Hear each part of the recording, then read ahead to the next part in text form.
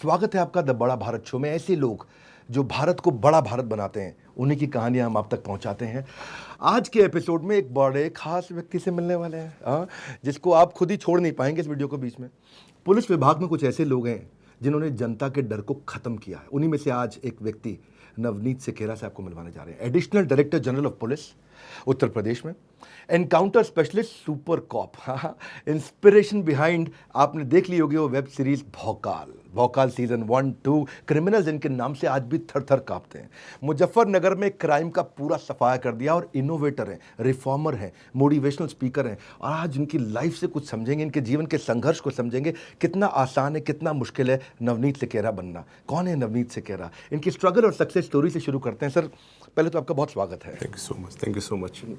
आपने इतना बड़ा परिचय दे दिया है कि मुझे लग रहा है मैं बहुत बड़े वजन के नीचे दब गया हूँ। अरे यार, ये आपकी विनम्रता ना मुझे बहुत प्रभावित करती है, क्योंकि मैं इस वीडियो से पहले भी इनसे थोड़ी देर मिला था। पर सबसे पहले कहते हैं कि कॉमन मैन उस दिन सुपरमैन बन जाता है जिस दिन वो अपनी ताकत को पहचान लेता है, जिस दिन वो अपनी स्ट्रेंथ को पहचान लेता है। आप ऐसे गांव से आए हैं जहां बिजली भी बहुत समय बाद पहुंची है। शायद अभी 2015 के बाद, हमारी प्रधानमंत्री की एक योजना के बाद मैंने सुना आपके गांव में बिजली पहुंची है। इतना स्ट्रगल आपने किया आपके गांव में, क्या कभी आपने सोचा था कि आप एक ऐसे सुपर कॉप बन जाएंगे? आपको अपनी स्ट्रेंथ का कब पता लगा? विवेक जी, ऑनेस्टली बताऊं, जहाँ पे हम लोग जहाँ से आते हैं वहाँ पे बड़े ड्रीम्स देखे नहीं जाते हैं। वहाँ पे तो हमारे यहाँ जो ड्रीम होता है मैक्सिमम ये होता है कि पुलिस में हम अगर भर्ती हो जाएं, that is the constable level, या आर्मी में सोल्जर बन जाए, वी आर डन। क्योंकि उससे बड़ा कुछ देखा नहीं आपने। Until unless there is some inspiration, आप कुछ देखो, आप ड्रीम कहाँ से बनाओगे? तो इसीलिए मैंने कहा था आपसे कि आप जो लोगों को, बच्चों, जो आजकल के बच्चे हैं, उनको जो आप ड्रीम दिखा रहे हैं, ये बहुत बड़ा काम कर रहे हैं और इससे बहुत बड़ा लाभ होगा। क्योंकि बच्चों को ड्रीम देखना ज़रूरी है और ड्रीम को कैसे पाना है वो रास्ता चुनना ज़रूरी है। वो रास्ता आप दिखाने का काम कर रहे हैं। तो this is something absolutely stunning. मतलब यही तो गुरु का काम है। गुरु गोविंद दो खड़े, आप गुरु का काम कर रहे हैं। अरे अरे, thank you, so kind of you. ये एक जो आपकी सुपर कॉप की छवि है, आपकी बातों में भी दिखती है, एकदम फिट एंड स्ट्रांग, बिल्कुल स्ट्रांग स्पाइन आपकी। अभी आप अर्ली 30s में लगते हैं, देखने में। उम्र कितनी है आपकी? हाँ, that is I am ADG no, I am 50+। 50+? Yes. लेकिन मुझे विश्वास नहीं हो रहा था, तो मैं कैमरा पे पूछना चाहता था आपसे। किसान परिवार में आपका जन्म हुआ और आप 12वीं तक हिंदी मीडियम में पढ़े। हंसराज कॉलेज में मैंने सुना एडमिशन के लिए आपको क्लर्क ने वहाँ फॉर्म भी नहीं दिया। हिंदी मीडियम से आप आए थे, क्लर्क ने आपको फॉर्म भी नहीं दिया, सरकास्टिक तरीके से आपको भगा दिया। पहले मैं वहाँ से बात करना चाहता हूँ, हंसराज में एडमिशन नहीं मिला, कैसा लगा आपको? देखिए, होता क्या है कि जब आप छोटी जगह से निकल कर आते हैं तो बहुत डरे हुए होते हैं। इतना डर लगता है कि, और ख़ासतौर से जो एक डर हिंदी बेल्ट वालों को होता है वो इंग्लिश लैंग्वेज का होता है। आप कितने भी स्मार्ट सही, सामने वाले ने अगर एक सेंटेंस इंग्लिश में बोल दिया तो आपका सारा कॉन्फिडेंस शैटर कर जाता है। ये एक सच्ची बात है। अब जो आपने बात पूछी वो ये थी कि हुआ ये कि 12th मैंने गवर्नमेंट इंटर कॉलेज से किया, हिंदी बेल्ट से किया, यूपी बोर्ड से किया। यूपी बोर्ड में नंबर बड़े कम आते हैं। तो उसके बाद जो है चारों तरफ जाना शुरू किया कि भाई हम आगे क्या एडमिशन लें, कहीं पे लें। तो बस यही था, 12th कर लिया, कहीं बीएससी करो या बीए करो जाके, that is the simple thing. तो उसमें मैं जगह जगह भाग दौड़ के कर रहा था। तो मैं छोटा था, मैं ही जाता था। तो एक बार रात को बस में बैठे, सुबह सुबह आईएसबीटी पहुंच जाते थे। आई मीन रुकने रुकाने की कोई जगह होती नहीं थी। तो रात में बस में बैठ के जाना, सुबह पहुंचना, आईएसबीटी पे बस थोड़ा सा तैयार व्यार होना और निकल गए। किसी से पूछते पाछते, दिल्ली के बारे में भी ज़्यादा जानकारी नहीं थी। तो वहाँ पे 2-3 कॉलेजेस से मैंने फॉर्म लिए, मिल गए। एक इंसिडेंट थी जिसने वाकई अंदर तक हिला दिया, और वो हुआ ये कि एक कॉलेज में मैं पहुँचा तो मैंने कहा एडमिशन फॉर्म्स यहीं मिल रहे हैं। तो उसने मेरे को देखते ही बोला, कहाँ से आए हो? यूपी से, बिहार से? तो मैंने कहा यूपी से। तो वो मतलब बजाय कुछ बात बोलने के, ही केम आउट, तो कंधे पर हाथ रखे, बोला कि देखो ऐसा है, ये दिल्ली है, यहाँ पे अपने बाप का पैसा बर्बाद मत करो। और कहाँ से आए हो? मैंने कहा सर, बताया आपने जहाँ से आया था। बोले नहीं, अभी कहाँ से आए हो? मैंने कहा आईएसबीटी से। उसने मेरे को 2 रुपये का सिक्का दिया, कहता है सामने मुद्रिका मिलती है, 300 कुछ नंबर, बैठो और वापस वहाँ जाओ, डोंट वेस्ट। तो उसके कहने पे मैं, ये सब कुछ इतनी जल्दी हुआ, मैं समझ ही नहीं पाया हुआ क्या। लेकिन इतना ख़राब लगा मुझे कि फॉर्म तक नहीं दिया और 2 रुपये और दे दिए, जैसे मैं भिखारी हूँ, बेइज्जत करके बाहर निकाल दिया। तो जब मैं ISBD जा रहा था सिटी बस में बैठ के, अचानक से जो होता है ना, आदमी के अंदर प्रेशर बढ़ जाता है तो रुआंसा हो जाता है, आंखों में आंसू निकल पड़ते हैं। आंखों में से आंसू निकल गए और सुबह के रोने लगा। तो अड़ोस पड़ोस के लोगों ने समझा शायद ये बच्चा है, कुछ प्रॉब्लम हो गई है, जीव कट गई है इसकी। तो वो आए मदद के लिए कि कुछ मदद कर देते हैं। तो उनको मैंने एक्सप्लेन किया, नहीं ऐसी बात नहीं है। अब उनको क्या बताएं क्या बात है, तो चुपचाप आया। लेकिन हाँ, उस दिन मन में एक संकल्प लिया था मैंने, जो 12th के बच्चे जो देख रहे हैं मुझे, मैं आपको बताऊं, उस दिन मन में संकल्प ले लिया था कि अब एडमिशन हंसराज से बेहतर कॉलेज में लेना है। मैंने खुद भौकाल आपकी वेब सीरीज़ देखी। भौकाल को बहुत व्यूज़ मिले हैं, बहुत पसंद किया गया है। मैंने देखा कि बाकी पुलिस वाले तो कुछ गाली देते थे, आपको मैंने कभी कोई मुंह से गाली देते नहीं सुना। तो क्या आपके मुंह से कभी गाली निकलती थी? मैं जनरली नहीं देता हूँ, ऐसा नहीं है कि गालियाँ देना मुझे आता नहीं है। अब आपको मैं ये कहूँ कि मैंने IIT रुड़की से पढ़ाई की और मुझे गाली देना नहीं आता है, तो आप भी मुस्कराएंगे। इंजीनियरिंग कॉलेज के लड़के को तो रैगिंग में इतनी गालियाँ सिखा दी जाती हैं कि पूरी ज़िंदगी फिर उसको नई गालियाँ सीखने की ज़रूरत नहीं पड़ती है। मैंने भोकाल में देखा था कि एक प्रॉपर्टी के विवाद में आपके पिताजी की काफ़ी इंसल्ट करी एक पुलिस वाले ने, और वो प्रॉपर्टी के विवाद में आपके पास पेपर भी था। और मुझे ऐसा लगता है कि अगर मैं रियल लाइफ में आज आपसे पूछूं, आप एक सुपर कॉप हैं, सुपर हीरो हैं, आज आपको पूरा देश जानता है, और जो बाई चांस में नहीं जानता उसको जानना चाहिए। हाँ, ये नवनीत से खेरा है, इन्होंने जो काम किया मुजफ्फरनगर में, वो आप देखिएगा सीरीज़ में, आप समझेंगे। लेकिन मैं पूछना चाहता हूँ कि क्या आज भी वो दर्द है आपके मन में, जो पिता की बेइज्जती हुई आपके सामने? क्योंकि बेटे के सामने होना, पिता की इंसल्ट, ये बहुत तकलीफ़ देता है। वो एक टर्निंग पॉइंट था, और वो पहला मेरी लाइफ का, मेरे पिता के लाइफ का, हमारे कजन्स का। उन्हें कागज़ उठा के मुंह पे मारे थे। हमारा पहला मौका था जब हम पुलिस के ऑफिस में गए थे। पुलिस से दूर दूर तक कोई मतलब नहीं, दिस इज फर्स्ट टाइम। और हुआ ये था कि जब मेरे फादर बिल्कुल he was 59 years old, retirement के बहुत करीब थे, तो उन्होंने कहा कि मैं अब जो मुझे ग्रेजुएटी वगैरह मिल रही है, मैं उसे एक मकान बनवा लेता हूँ। तो उससे पहले गांव में रहते थे या हम लोग किराए के मकान में रहते थे। पूरा परिवार एक कमरे के मकान में रहा है। मेरी सारी पढ़ाई एक कमरे के मकान में हुई है, और इसीलिए मुझे रात में जगने की आदत है, क्योंकि दिन में शोर होता था, मैं रात में पढ़ता था। जब वहाँ पहुँचे तो इस was not small piece, middle class family, गाँव देहात के लोग, और we were registered, everything was on paper, but the way rudeness जिसे कहते हैं पुलिस की, वो भी उनको सोचना चाहिए कि जो इंसान आया है उसके बच्चे साथ बैठे हुए हैं, कम से कम बच्चों के सामने तो इंसल्ट ना करो, ह्यूमिलेट ना करो। And but he did it. मेरे फादर जब बहुत मतलब जब काफ़ी उन्होंने बुरा भला बोल दिया, तो मेरे फादर ने बड़े उससे कहा कि सर, अगर आप मेरी मदद नहीं कर सकते। इनफैक्ट मैं आपको बताऊं, मुझे वर्बेटिम याद है, वो ऐसी इतना अपमान जो उसने किया, वो 10 मिनट मेरे जीवन में एक एक शब्द वर्बेटिम मुझे याद है कि उसने क्या बोला। मेरे फादर ने, मेरे सामने पिक्चर चलती है आज भी। वो एक बहुत गहरा दर्द है अंदर दिल के, लेकिन ईश्वर ने बहुत अच्छे से उसको निभाया। तो मेरे फादर ने एंड में यही कहा कि अगर आप मेरी मदद नहीं कर सकते हैं तो मेरी बेइज्जती मत करो। On this he just through that paper, जो एनवेलप पेपर्स दिखाए थे पापा के लगा के।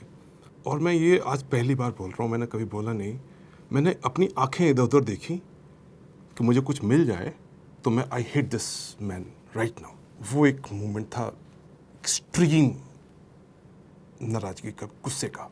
फिर उसकी अगली बात ये हुई कि मेरे फादर ने कहा कि आप मेरी ऐसी बेइज्जती ना करो।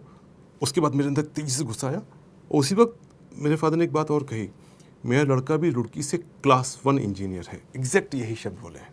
तो उस पर उस एरोगेंट ऑफिसर का वर्ड्स थे, अरे ऐसे इंजीनियर मारे मारे फिरते हैं, हमको धौंस दे रहे हो इंजीनियर बनने की, क्या उखड़ो, समथिंग लाइक दिस। बहुत ही गंदे शब्दों में, जो मैं यहाँ पे बोल भी नहीं सकता। खैर, हम सब लोग उठ के वहाँ से निकल आए, लेकिन मेरे मन में ये बात बहुत चुभ गई, बहुत ज़्यादा चुभ गई कि इंजीनियर्स मारे मारे फिरते हैं।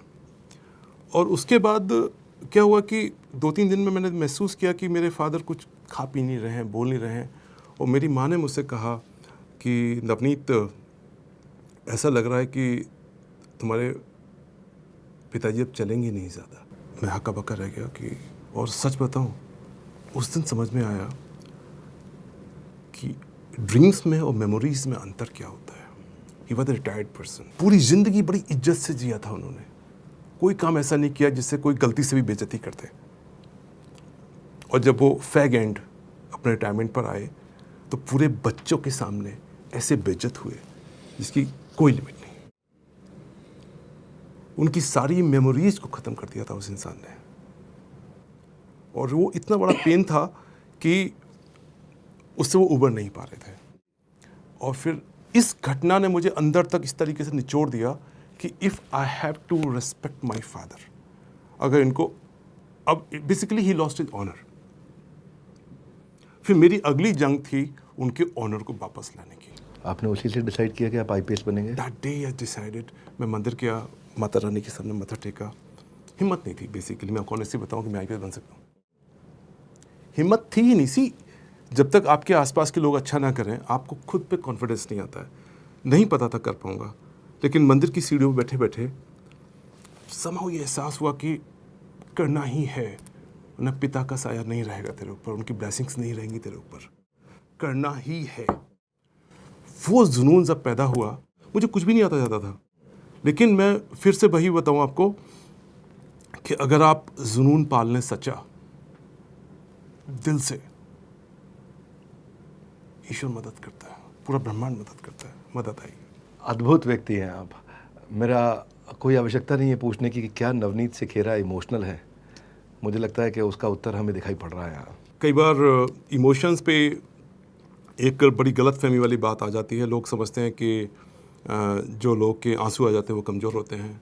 ये एक बहुत बड़ी गलत फहमी है, क्योंकि जिसके अंदर आंसू नहीं आते उसके अंदर हृदय नहीं है, वो इंसान की पीड़ा नहीं समझ सकता। और जो इंसान की पीड़ा नहीं समझ सकता वो कभी करेजियस नहीं हो सकता, वो कभी साहसी नहीं हो सकता। अगर आप पूरा इतिहास उठाकर देखें, साहसी वो बना है जिसकी आंख में आंसू थे और जिसने दूसरे आंख के आंसू को अपना मिशन बना लिया। आपने मुजफ्फरनगर के लोगों के दर्द को दूर किया। मीडिया ने आपको आज तक एनकाउंटर स्पेशलिस्ट बोला है। ये एनकाउंटर स्पेशलिस्ट का मीनिंग क्या होता है? दो प्रॉब्लम है। एक तो सिस्टम में बहुत कमियां हैं जो समय के साथ सुधर रही हैं, नो डाउट प्रोग्रेस हो रही है, धीमे धीमे बहुत अच्छी हो रही है, ट्रांसपेरेंसी आ रही है। At the same time demand बहुत ज़्यादा है, हमारा पॉपुलेशन बर्डन इतना ज़्यादा है कि हम चाह के भी सोचें कि हम बिल्कुल सही से काम करें, कर नहीं पाते। वो प्रेशर बहुत ज़्यादा हमारे ऊपर होता है।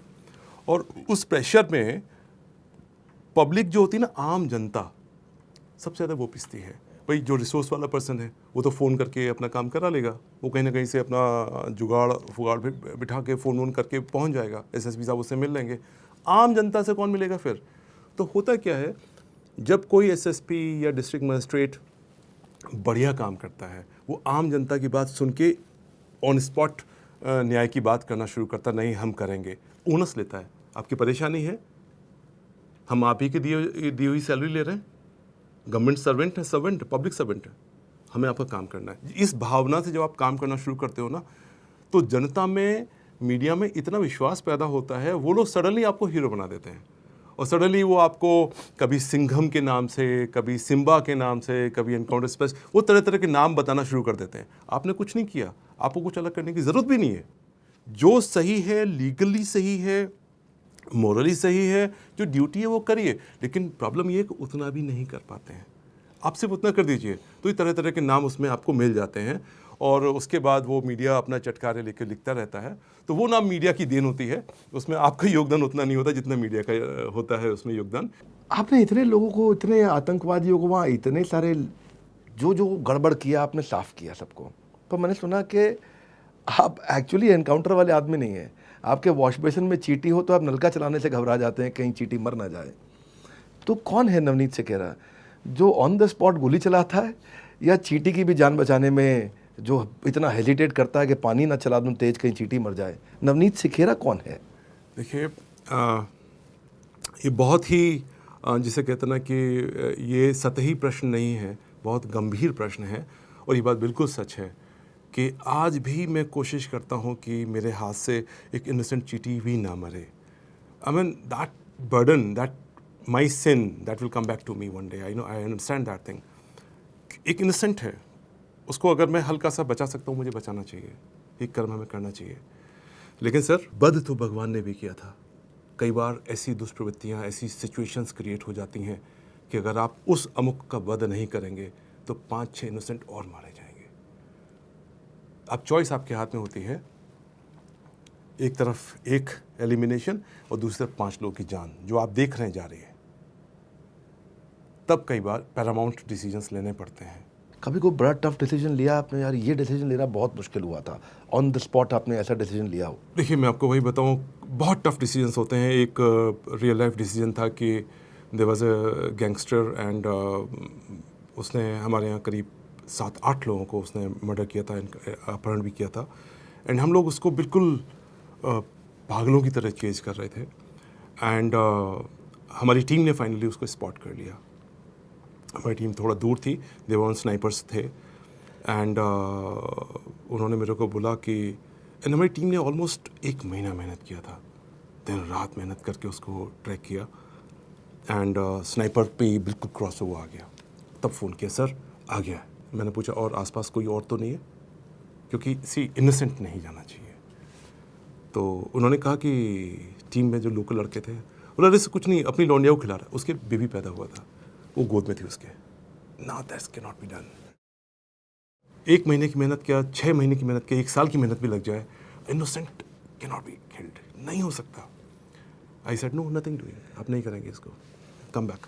मेरी टीम बड़ी नाराज़ हुई मेरे से बाद में, but then I explain them. और रात में आए तो मैंने उनको अपने साथ बिठा के खिचड़ी खिलाई, उनको समझाया कि हम गलत काम नहीं कर सकते। नवनीत जी, नारियल जैसे हैं आप, बाहर से तो कठोर दिखते हैं कि अंदर से बहुत आप एकदम मलाई हैं। लेकिन कभी ऐसा हुआ है कि किसी का एनकाउंटर करने के बाद आपको बहुत दुख हुआ हो, आप रो पड़े हो, यार गलत हो गया मुझसे, इसकी ज़रूरत नहीं थी, इसको रोका जा सकता एक था? बार नहीं, कई बार हुआ।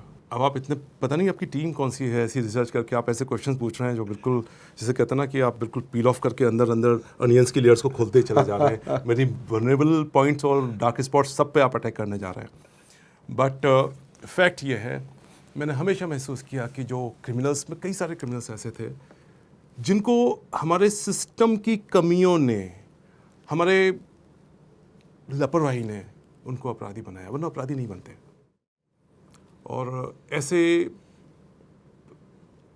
बाद में, लेकिन जब वो एक बार उस क्राइम में घुस गए तो निकलना बड़ा मुश्किल होता है। लेकिन कई मामलों में जिनको मैंने गौर से देखा, मैंने देखा गलती शायद कहीं हमारी थी। अगर हमने डे 1 पे सही निर्णय लिया होता तो शायद वो क्रिमिनल ना बनता, फौज का एक शानदार सिपाही बनता, हमारा बढ़िया गनर बनता। तो मैं जब उसका एक पर्टिकुलर केस में मुझे आज भी ख़राब लगता है कि उसके पास से ना, जब ये सब हो गया, उसके वॉलेट में से ना अपने भाई का फ़ोटो था, भाई की यूनिफॉर्म पहन के फ़ोटो खिंचवाया हुआ था। उसका भाई पुलिस में सिपाही था। आप सोचो, जब आप, उसने अगर यूनिफॉर्म पहनी होगी तो उसका ड्रीम एक पुलिस वाला, एक फौजी बनने का रहा होगा, but he ended up as a criminal. उसको रोका जा सकता था, बट देयर इज प्रॉब्लम्स। मुझे लगता नहीं दूसरे नवनीत सिकेरा शायद मैं इस जीवन में देख पाऊंगा, ऐसे अद्भुत व्यक्ति हैं ये। थोड़ा आप जल लीजिए, आपका चेहरा देख करके मैं खुद बहुत इमोशनल हो गया हूँ आज आपको देख के। नो, पुरानी यादें आप दिला रहे हैं। बेसिकली आप मैनेजमेंट गुरु है ना, तो आप पर्सनैलिटीज़ को पील ऑफ करना जानते हैं कि how to get to the vulnerabilities. You are touching my vulnerabilities. मैं पूरा प्रयास करूँगा। लेकिन क्या है कि ये जो काम आपने किए हैं इतने अद्भुत हैं। मैं थोड़ा आसान करता हूँ, शिफ्ट करता हूँ, एक कहानी के बारे में जानना चाहता हूँ मैं। एक कोई रमेश कालिया थे, 2005 में आप उनका एनकाउंटर करने निकले थे, और उनका एनकाउंटर करने निकले तो आप लोग की टीम जो है नकली बाराती और नकली दूल्हा और नकली दुल्हन बन गए। जो आपके यहाँ पुलिस वाली मैडम थी उनको दुल्हन बना दिया, और जो वहाँ एक कांस्टेबल थे उनको दूल्हा बना दिया, और पूरी शादी के बारात लेके निकले और उनके घर पे जाकर के फिर उनको पकड़ा आपने। तो ये मतलब ये कैसे करते हैं आप ये प्लानिंग? ये एनकाउंटर की ऐसी प्लानिंग, ऐसी स्ट्रैटेजी, अभी आपसे देख रहे हैं तो लगता है यार इतना सुंदर, इतना अच्छा, इतना अद्भुत इंसान, इतना प्यारा ईमानदार इंसान, और फिर उसकी प्लानिंग को देखते हैं तो समझते हैं यार बड़ा डायनामिक पर्सनालिटी है। ये रमेश कालिया का किस्सा मैं जानना चाहूँगा। दरअसल रमेश कालिया जो था, ये तो big don kind of person, big don. Criminals और डॉन में थोड़ा अंतर होता है। ये माफिया टाइप था। माफिया लोग क्या करते हैं कि वो खुद कुछ नहीं करते, करवाते हैं क्राइम। वो इशारों पे पैसे देके काम कर, मतलब दिमाग से काम कराते हैं। और इतनी बड़ी उगाही करता था ये, और कोई भी इसके अगेंस्ट कंप्लेंट करने के लिए तैयार नहीं था। और ये इतना बड़ा माफिया डॉन था कि जैसे LDA का कोई प्रोजेक्ट चल रहा है, उस पर जो है एक ट्रक सीमेंट आके खड़ा हुआ, तो इसका एक आदमी जाएगा, ड्राइवर से बोलेगा ट्रक मोड़ ले, पूरा ट्रक मोड़ के कहीं भी भिजवा देगा, और LDA भी शिकायत नहीं करेगा। जैसे बड़े बड़े लोग हैं, ज़मीनें ले रखी हैं, वहाँ पे जाके इसने अपना एक झोपड़ा डाल दिया, तो वो ज़मीन कब्जा हो गई उसकी। हिम्मत ही नहीं पड़ती थी उसके पास जाने की। एंड जब हमारी टीम है, इससे पहले का जो एक्सपीरियंस बताता था कि जब हमारी टीम उसके पास जाने की कोशिश करती थी, उसने बिल्कुल ऐसी जगह पे अपना घर बनाया हुआ था कि उसके आसपास करीब 200 मीटर के एरिया में कुछ भी नहीं था, खुला हुआ था। एंड पूरा ग्राउंड था, ओपन एरिया, और वहाँ से भागने, जिधर भी आप, जैसे ही आप उसकी अप्रोच करोगे वो भाग जाएगा। जैसे ही आप उसके अप्रोच करोगे, उसके सामने से उसके घर से 200 मीटर दूर एक रास्ता जाता था। उस रास्ते पर अगर कोई गाड़ी भी खड़ी हो जाए तो उसके आदमी वहाँ पे खड़े रहते थे, तो पूछते थे गाड़ी क्यों खड़ी की, क्यों किसी गाड़ी को रुकने भी नहीं देता था वहाँ पर। तो उसको पकड़ पाना बहुत मुश्किल काम था। तो ये बात मैं आज रिवील कर रहा हूँ कि लोग कहते हैं पुलिस कुछ करती नहीं है। आप यकीन मानिए, हमारी जो टीम थी, जिसमें जयप्रकाश थे, SKS प्रताप थे, विनोद शिरोही, बहुत सारे लोग थे जो कुछ नाम याद आ रहे हैं, जो लीडी थी पूनम, इन लोगों ने कभी दूधिया बन के दूध पे मोटरसाइकिल पे मॉर्निंग में उसके बहाने से बाकायदा टैंक लगाकर मिल्क का उस रास्ते से गए और मेंटल मैप बनाई, क्योंकि उस ज़माने में कैमरा में फ़ोन नहीं होता था, उसकी मैपिंग बनाई पूरी बाकायदा। सिमिलरली मॉर्निंग में लोटा लेकर जो है मैदान के बहाने से उस एरिया को रैकी किया। We did 1 month recce on this के अगर ये भागेगा तो किधर भागेगा। Lots of planning was done into it. And then finally ये सोचा बाहर साहब जाओगे कैसे, तो कोई तरीका नहीं था। एक ही तरीका, फिर किसी ने बोला कि ऐसा करते हैं शादी का लेके चलते, तो शादी में थोड़े लोग कहेंगे शादी के बारात वाले लोग हैं, गाड़ी वाड़ी ख़राब हो गई होगी, तो वो प्लान किया।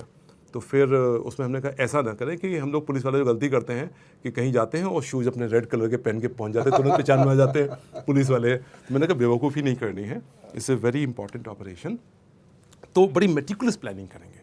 तो प्लानिंग बहुत मेटिकुलस करते थे, बारीकी से, कि कोई जैसे PhD आप करते हैं, कोई गलती छूटनी नहीं चाहिए, it should be end to end मिलना चाहिए इस सारी चीज़ें में। तो उसमें जो हमारी लेडी कांस्टेबल थी, मुझे याद आ रहा है उसका नाम पूनम था, उसको हमने कहा, बड़ी झिझकते हुए कहा कि ये रोल तुम्हें करना है तो वो भी तैयार हुई, बड़ी डेयरिंग लेडी थी, वो तैयार हो गई। तो उसके बाद फिर एक उनको दुल्हन बनाया गया। हाँ, उनको प्रॉपर बाकायदा मेहंदी वेदी लगा के दुल्हन बनाया गया, ताकि सब पूरा जो हाथ में कुछ कड़ा बड़ा होता है, पूरा प्रॉपर पंडित जी को बुला के हमने पूरा गेटअप तैयार किया उनका, ताकि कहीं किसी को डाउट ना हो। वो जो पेपर होते हैं ना, राहुल वेट्स फला करके जो होता है, वो भी गाड़ी पे चिपकाए गए थे। वो पुरानी सी गाड़ी ली थी, जिससे कि मारुति टाइप गाड़ी थी, जिससे लगे कि गाँव की शादी है। तो इस तरीके से वहाँ पर हम लोग पहुँचे थे। तो गाड़ी वहाँ पहुँचा के खड़े हो गए। हाँ, गाड़ी वहाँ पहुँचा के थोड़ा सा उसमें से धुआं निकाल दिया गाड़ी में से, तो वो लोग आ गए तुरंत कि ये धुआं कैसे निकल रहा है।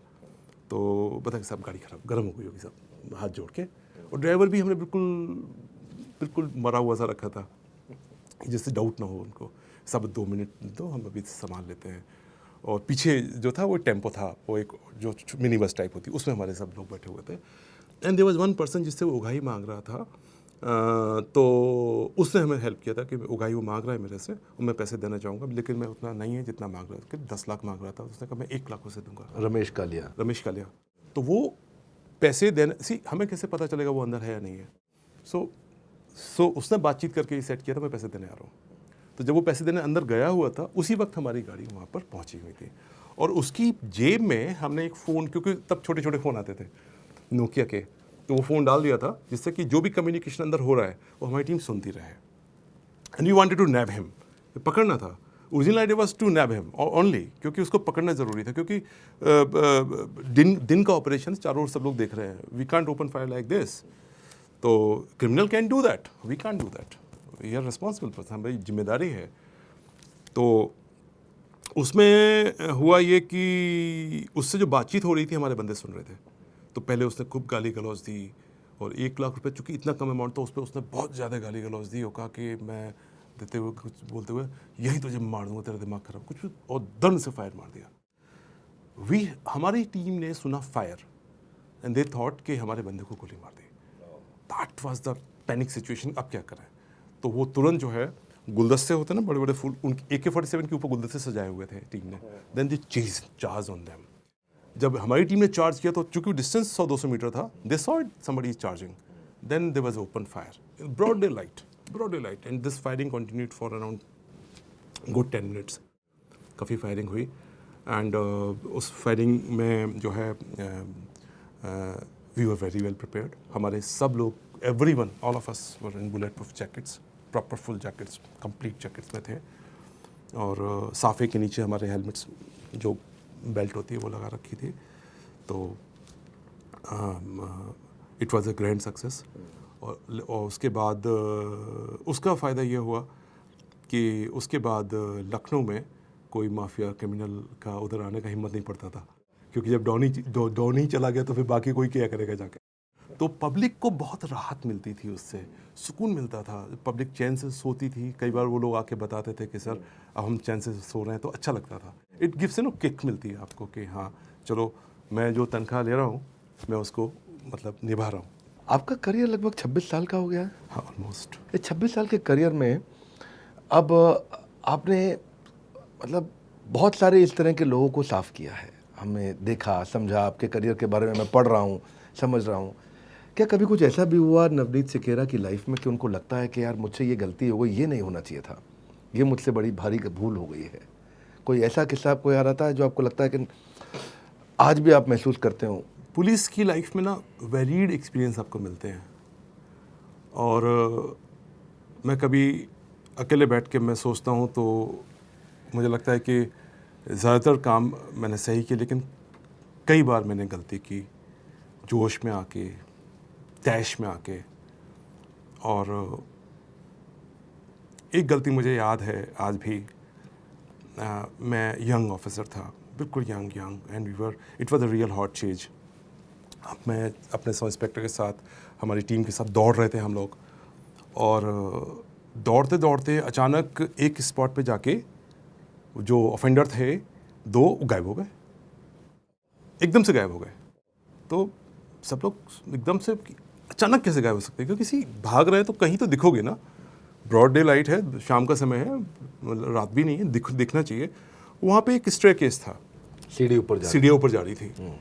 तो चूँकि हम लोग भाग के आए थे, सांसें भी फूली हुई थी और हॉट चेस था, तो वहाँ पे सीढ़ी के पास एक कोई नीचे छोटा दुकानदार, उसकी एज रही होगी 50-55, मुझे आज भी याद है उसकी शक्ल।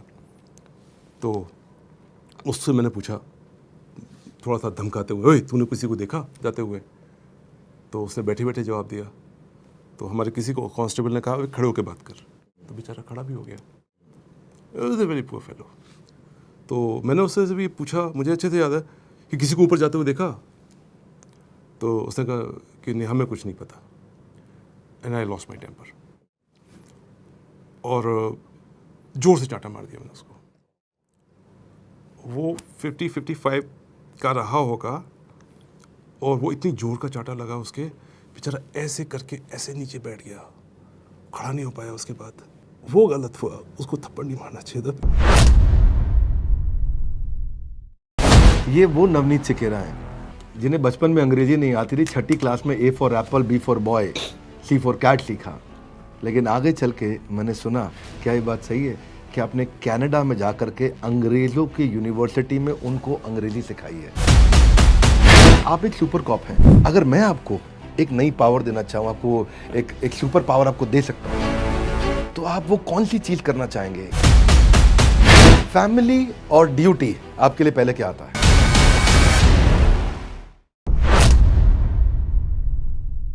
एक अच्छी बात आपके बारे में सबको और बताना चाहता हूँ, बहुत सुंदर बात, कि आपने महिलाओं के लिए बहुत काम किया, और महिलाओं के लिए आपने इतना काम किया कि आप एक रिफॉर्मर भी हैं। आपने इतने सुंदर आपने इनोवेशंस लाके शुरू किए। 1090 भी आपने यूपी के अंदर पहली बार आप ही ने शुरू किया था। मैं आपको बताना चाहता हूँ एक्सटेंट ऑफ द प्रॉब्लम, और सबसे इम्पॉर्टेंट डेटा जो उसमें बताना चाहूँगा मैं आपको, नेशनल क्राइम रिकॉर्ड ब्यूरो का, कि जैसे फॉर एग्जांपल रेप के ऊपर जब प्रॉब्लम खड़ी होती है, सिचुएशन आती है, तो तो हमें लगता है कि हम लोग बहुत सारे सोल्यूशन बताना शुरू कर देते हैं कि स्ट्रीट लाइट लगे, ये सब प्रीटी ओके, इसमें कोई दिक्कत नहीं है, स्ट्रीट लाइट लगे अच्छी बात है, बट मैं आपको उसकी जेनेसिस बताना चाहता हूँ कि रियल रेपिस्ट कौन है। आप नेशनल क्राइम रिकॉर्ड ब्यूरो का डेटा उठा के देखिए, पूरे देश में जितने रेप होते हैं बमुश्किल से 10% रेप केस रजिस्टर होते हैं, ठीक है, और जो रजिस्टर हो रहे हैं उनमें से 95% केसेस में जो ऑफेंडर है वो उस लड़की का फैमिलियर होता है, परिवार में होता है, परिवार का होता है, रिश्तेदार होता है, चचा ताऊ होता है या उसका कज़न होता है। तो जो असली प्रॉब्लम है वो हमारे घर के अंदर है सर, बाहर नहीं, वो हमारे जहन के अंदर है, उसको लड़ना है। तो जो विमेन पावर लाइन था वो यही था कि उस जहनियत को चेंज करना है, उसमें ये चीज़ लानी है कि लड़कियों के अंदर ये जोश भरना है, चुप्पी तोड़ो खुलकर बोलो। जब आप एक आईजी वुमेन पावर लाइन थे, उस समय आपकी एक लाइन थी कि लड़कियों को अगर तुमने छेड़ा तो तुम्हें पाताल से ढूंढ लाऊंगा, और ये इसने बड़ा कॉन्फिडेंस दिया था हमारे लोगों को कि अगर लड़की को छेड़ा तुझे पाताल से ढूंढ के ले आऊँगा। ये आप में ये मतलब क्या हुआ था, आपने ये बात बोली और ये कैसे, मतलब आप थोड़े जिद्दी जुनूनी व्यक्ति लगते हैं कि पाताल से ढूंढ लाऊंगा। मतलब नॉर्मली ये अगर इतना से देखा जाए तो खाली हमने फिल्मों तक ही देखा था, रियल लाइफ में नहीं देख पाया ऐसे सुपर कॉप। मैं आपको बताऊं, अभी मैं विमेन पावर लाइन में नहीं हूँ, लेकिन अभी भी बहुत सी लड़कियां, महिलाएं, बच्चियां मेरा ईमेल ढूंढकर या फेसबुक ढूंढकर मुझे कहती हैं आपने ये वीडियो में कहा था, अब आप मेरी हेल्प करो। तो फिर मैं उनकी पूरी कोशिश करता हूँ कि आपको अगर ये अपेक्षा है और अगर मेरी बात से आपके अंदर हिम्मत आई है, I think mission is if not fully. एक जगह आपने कहा था कि अगर तुमने अपना व्यवहार ठीक नहीं किया तो मैं तुम्हारा व्यवहार ठीक कर दूंगा। नहीं, सी देखिए, मैं आपको एक थोड़ी सी अलग बात बताना चाहता हूँ कि होता क्या है, लड़की पहली बार जब तक वो 10th 12th में है तब तक उसको इतनी दिक्कत नहीं आती है, लेकिन जब वो पहली बार सिटी बस में बैठती है ना, जब कॉलेज जाती है, प्रॉब्लम तब शुरू होती है। और होता है उसमें भी क्या है कि लड़की को बचपन से सिखाया गया है तुम्हें टॉलरेट करना, इग्नोर करना है, तो जब लड़का खड़ा होके पीछे से कमेंट मारता है तो वो सिर्फ इग्नोर करती है। फिर लड़का पास आके खड़ा हो जाता है, उसकी सीट के पास आके खड़ा हो जाएगा, तो जब वो पास आके खड़ा हो जाएगा तो वो और ज़्यादा सकचा जाएगी, चुप हो जाएगी। जब वो फिर बिल्कुल सर पे खड़े होकर कमेंट मारेगा तो फिर वो विंडो से बाहर देखेगी, क्योंकि उसको सिखाया हमने ये है कि टॉलरेट करो, इग्नोर करो, टॉलरेट करो। सो अब आप देखो, क्राइम प्रोग्रेस कर रहा है ये धीमे धीमे करके, क्राइम एकदम से नहीं हो रहा है और उस लड़के को रोकने वाला कोई नहीं है।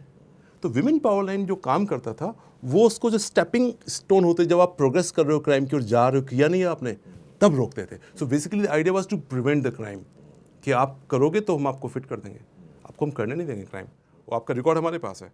एंड अगर आप हमारे रिकॉर्ड में आ गए तो आपको जॉब नहीं मिलेगा, आपको पासपोर्ट नहीं मिलेगा, आपकी ज़िंदगी क्यों बर्बाद कर रहे हो भाई, फोकस करो पढ़ाई लिखाई पर। आपके बारे में एक और ख़ास बात जो शायद लोगों को नहीं पता होगी, ये वो नवनीत सिकेरा हैं जिन्हें बचपन में अंग्रेजी नहीं आती थी, 6ठी क्लास में A for apple, B for boy, C for cat सीखा, लेकिन आगे चल के मैंने सुना, क्या ये बात सही है कि आपने कनाडा में जा कर के अंग्रेज़ों की यूनिवर्सिटी में उनको अंग्रेजी सिखाई है? वो बाई चांस था, ऐसा नहीं है कि मैंने उनको इंग्लिश लिटरेचर वगैरह पढ़ाया हो, वो तो लोग बढ़ा चढ़ा देते हैं, ऐसा नहीं था। हुआ ये कि ISB का एक्सचेंज प्रोग्राम आप जानते हैं होता है, तो मैं वहाँ पर टोरंटो में था, तो मैं बस काफ़ी टाइम फ्री होता था, सिर्फ 2 दिन क्लास होती थी, बाकी टाइम फ्री होता है। एक्सचेंज में तो 2 क्लासेज होती हैं। तो मैंने एक दिन देखा कि वहाँ पर $50 पर आवर करके GMAT ट्यूटोरियल्स चल रहे हैं, तो मैंने कहा टाइम फ्री है और $50 ही मिल जाएंगे, पढ़ा लेते हैं। तो मैं वहाँ पढ़ाना शुरू कर दिया। तो I used to teach maths, जिसको वहाँ क्वांट बोलते हैं। मैथ्स मेरा अच्छा था, बचपन से अच्छा था, तो मैं मैथ्स पढ़ाता, मैथ्स में कंफर्टेबल था, मैथ्स में पढ़ाता था। फिर क्या हुआ, एक दिन वहाँ पे जो मेरे बाद जो बर्वल पढ़ाता था, इंग्लिश लैंग्वेज पढ़ाता था, वो टीचर आया नहीं। उसका मैसेज आ गया कि उसको नहीं आना है, I mean he was stuck up somewhere. तो अब जो वहाँ पे जो लोग थे मैनेजमेंट वाले, वो लोग मेरे पास आए कि सर बड़ी दिक्कत हो गई है, can you teach them English, can you take 1 more class. मैंने कहा कि of the same subject maths. बोले नहीं इंग्लिश। मैंने कहा सवाल ही नहीं पता होता। मैंने अपनी बेइज्जती थोड़ी करानी है अंग्रेजों के सामने इंग्लिश पढ़ा के। तो देन द लेडी परस्यूड मी कि आप जैसे भी हो 1 घंटा पढ़ा दीजिए उनको। तो मैं थोड़ा सा स्ट्रेस में आ गया। फिर मैंने सोचा कि अब इतना रिक्वेस्ट कर रहे हैं ये लोग तो पढ़ा देते हैं। तो फिर मैंने बुक्स पढ़ी, क्योंकि मैंने जीमेट 1 साल पहले दिया था तो मुझे अच्छे से आइडिया था ही। मैंने जो है फटाफट कुछ पढ़ा। और एक चीज़ बताता हूँ मैं आपको IITs के बारे में। IIT के लड़के ज़्यादातर जो मैथ्स में स्ट्रांग होते हैं ना, वो इंग्लिश में मैथ्स की तरह पढ़ते हैं, बिल्कुल कट टू कट पढ़ते हैं। तो जो मैंने उनको क्लास लिया, पढ़ाया, तो ग्रामर्स का मैंने उनको पढ़ाया, तो मैथमेटिकल तरीके से समझाया उनको। पता चला मुझे जो प्रॉपर टीचर था उससे अच्छा फीडबैक मिला मेरे को कि भाई ये तो ऐसे इंग्लिश पढ़ाई जानी चाहिए। तो उसके बाद फिर मैंने अपनी माँ को कॉल किया और मैंने माँ को फ़ोन किया कि मम्मी आज तो मैंने जो पढ़ाया ना, आज तो अंग्रेजों को मैंने इंग्लिश पढ़ा दी। और मेरी मदर इतनी एक्साइटेड हो गई, बोले थैंक यू वेरी मच। वो इतना ही बोल पाए। बहुत तो सुंदर, अच्छा लगा वो। बहुत सुंदर। वैसे तो आपने आगे चल के, मेरे को लगता है, मैं सुना आपने हार्वर्ड में भी अपनी मोटिवेशनल स्पीच दी है जा करके। पर मैं आगे चलना चाहता हूँ कि आप लोगों को मोटिवेट करने का मौका छोड़ते नहीं। अपने ट्वीट के थ्रू भी आप ट्विटर पर इनको फॉलो करिएगा, एक्सरसाइज करते हुए आप डालते हैं। मैं सुना आपको एक दफ़ा स्लिप डिस्क हो गया और डॉक्टर ने मना कर दिया, हिलना डुलना नहीं, और थोड़े दिन बाद आप 100 किलो का बेंच मार रहे हैं जिम में जाके। तो क्या बहुत जिद्दी व्यक्ति हैं? एक तरीके का ये मेरे अंदर जुनून है, मतलब जो चीज़ करनी है। और मेरा पक्का यकीन है कि अगर आप कुछ करने का ठान लेते हैं ना, तो रास्ता निकल आता है। मैं बड़े सच्चे दिल से कह रहा हूँ, मैं आपको बता रहा हूँ, आप ठान लीजिए ये करना है तो उसका रास्ता निकल आएगा। कोई ना कोई रास्ता होता है, क्योंकि ये मेरा मानना है। अगर प्रॉब्लम है, मैथ्स का मैं स्टूडेंट रहा हूँ, तो मैथ्स की प्रॉब्लम तब बनती है जब उसका सोल्यूशन होता है। मैथ्स की प्रॉब्लम तब नहीं बनती जो इसका कोई सोल्यूशन ही ना हो। इनफैक्ट जो प्रॉब्लम बनाता है पहले सॉल्व करता है उसको। तो जब भी आप क्वेश्चन करते हैं तो मन में रखें इसका सोल्यूशन तो है ना, आप ढूंढ नहीं पा रहे, आपको दिख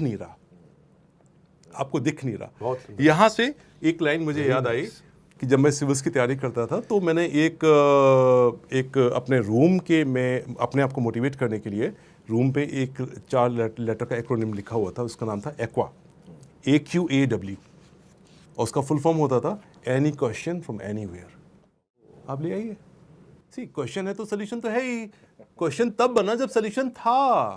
तो आपको दिख नहीं रहा है तो दिखेगा, लगे रहो, दिखेगा। हाँ, दिखेगा पक्का।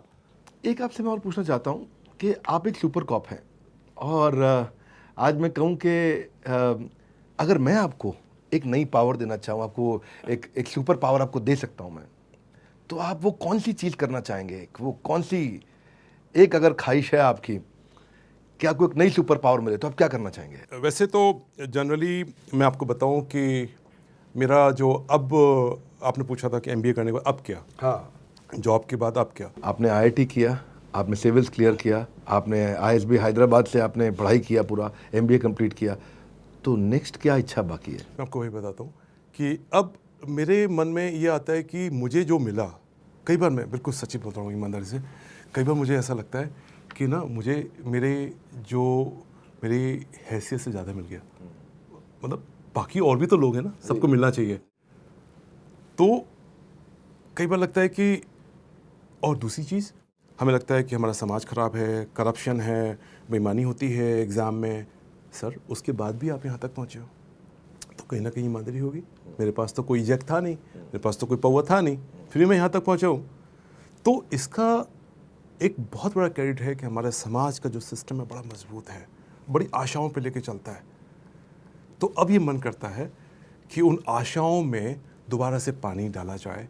हज़ारों लाखों जो बच्चे हैं ना, उनमें एक ड्रीम डाला जाए, उनके अंदर एक आग भरी जाए कि अच्छा करो, लाइफ में कुछ बड़ा करो, और कर सकते हैं। और हम सब मिलकर करेंगे ना, तभी देश हमारा महान से महान। आपकी धर्मपत्नी पूजा सेखेरा भी ये काम कर रही हैं, वो भी लोगों को मोटिवेट करती हैं, इंस्पायर करती हैं, NGOs में वो इनफैक्ट सबसे ज़्यादा तो मुझे इंस्पायर करती हैं। और ये फैक्ट है कि इतने सारे काम करने के लिए अगर घर पे पूजा का साथ नहीं होता और उनका जिसे कहते हैं ना कि अनक्वेश्चन्ड सपोर्ट नहीं होता, तो शायद मेरे लिए ये सब कर पाना मुश्किल होता। तो आज की डेट में मेरी लाइफ में 3 बहुत महत्वपूर्ण लोग हैं, 3 महिलाएं। सबसे पहले मेरी माँ, दूसरी मेरी पत्नी पूजा, एंड थर्ड मेरी डॉटर, जो मेरे लिए सबसे बड़ी ताकत है, मेरे लिए सबसे बड़ा source of energy and source of inspiration है, ऑल द 3। Super solid. बहुत ही अच्छी चर्चा रही आपके साथ, लेकिन अब मैं थोड़ा व्यूअर्स के साथ और आपके साथ थोड़ा एक गेम खेलते हैं। Let's go. अब इस समय rapid fire round. Rapid fire round में हम आपको टाइम नहीं देंगे, बिल्कुल टाइम नहीं देंगे, आपको फट से आंसर करना है। You mean to shoot with AK-47, right? हाँ? टक टक टक टक रैपिड फायर। नहीं देखिए, उसमें आपसे कोई नहीं जीत सकता है, उसमें हम आपसे कम्पीट नहीं करेंगे, लेकिन हम अपने सवालों की बौछार तो जरूर करेंगे। मेरा पहला प्रश्न आपसे, घर में पुलिस वाला कौन है, पूजा या नवनीत? वो होम मिनिस्टर है। अच्छा, होम मिनिस्टर है, सारी पुलिस कंट्रोल करते हैं। सारी पुलिस उसमें काम करती है। मुजफ्फरनगर में अपने क्राइम खत्म किया, क्या नवनीत सिखेरा को डर लगता है? मुजफ्फरनगर क्राइम खत्म मुजफ्फरनगर की जनता ने किया, मैं वहाँ पे था उनके साथ, लीगली लॉफुली उनके साथ लड़ा, और उन लोगों का साहस था मुजफ्फरनगर के लोगों का। मैं सच बता रहा हूँ कि मुजफ्फरनगर के लोग मेरे यहाँ कभी भी आते हैं, बिना चाय पिलाए नहीं भेजता। इतना प्यार है मुझे, कर्मभूमि, मुझे उन्होंने पहचान दी, प्यार दिया, अपने अपने लाडले जैसा प्यार दिया। तो मुजफ्फरनगर का तो मैं जिसे कहते हैं ना, वहाँ से ज़र्रे ज़र्रे का मैं एहसानमंद हूँ। मुजफ्फरनगर ने बहुत प्यार दिया। मुजफ्फरनगर क्राइम वहीं के लोग मिटा सकते थे, उन्हें सिर्फ एक सहारे की ज़रूरत थी, वो सहारा मैंने दिया। वाह, वेरी नाइस। आप में ये फियरलेसनेस कहाँ से आती है? आपकी फियरलेसनेस, निडर हैं आप, सोर्स क्या है? सर एक बात बताइए, आपने जब जन्म लिया था आपने तय किया था कहाँ जन्म लेंगे? नहीं ना। आप कब आपका आखिरी डे होगा आप तय कर रहे हैं? नहीं ना। दो बिंदु हैं, ये भी अनसर्टेन, ये भी अनसर्टेन, बीच में सर्टेनिटी क्यों ढूंढ रहे हैं सर आप फिर? नहीं मिलेगी ना। ये गलत फहमी है, मिथ्या है। किस बात का डर सर? हम लोग सिर्फ कस्टोडियन हैं यहाँ के, एक दिन सब आए हैं, सब ने जाना है, नो टेंशन।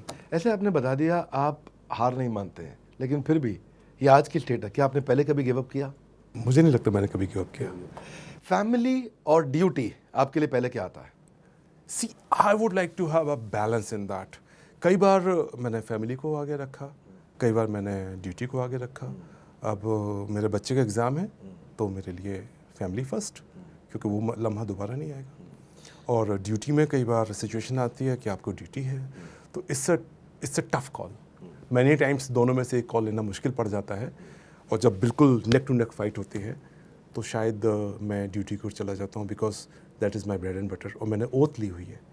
तो ओथ को नहीं तोड़ना चाहिए, ओथ को नहीं तोड़ना चाहिए। जो शपथ आपने ली है ना, दिल से मानना चाहिए उसको। लवली। नवनीत सिखेरा, पूरा देश आपको जानता है कि आप एक ईमानदार अफसर हैं, पर क्या आपने कभी झूठ बोला? झूठ तो बोला, कई बार बोला, और झूठ तो हमारे कृष्ण ने भी बोला।